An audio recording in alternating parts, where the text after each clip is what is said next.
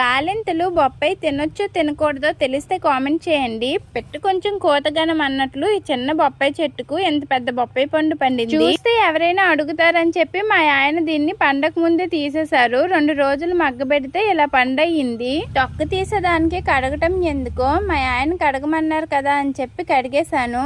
పండిన పండుకు తొక్క తీయటం ఎంత కష్టమో అసలు. తీస్తుంటే ఒకవైపు నుంచి పగిలేస్తుంది.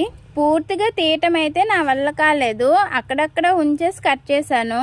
ఈ పండు అయితే 4 ముక్కలుగా కట్ చేశాను. దీంట్లో గింజలు తీయడం కూడా నాకు కష్టమే అనిపించింది. ఆయన ముందే చెప్పారు గింజలు ఎక్కడ పడేయకు, విత్తనాలు వేద్దామని చెప్పి. అందుకని ఇవి ఎక్కడ పడేయకుండా ఉంచాను. మా బాబు కోసం జ్యూస్ చేద్దామని చెప్పి కొన్ని ముక్కలు మిక్సీ జార్ లో వేసాను. నీళ్లు పంచదార కూడా వేసి జ్యూస్ చేశాను. వాడికి ఎందుకో ఈ జ్యూస్ అస్సలు నచ్చలేదు, కొంచెం కూడా తాగలేదు. నాకు అడిగితే కొన్ని పళ్ళు బాగా పండితే తింటే బాగుంటాయి, కొన్ని పడినట్లుంటే తింటే బాగుంటాయి ఏమో. ఈ బొప్పాయి అయితే పండిన దానికంటే పడినట్లుంటే తింటే బాగుంటది అనిపించింది. మీకు ఎలా అనిపించిందో కామెంట్ చేయండి. Bye bye.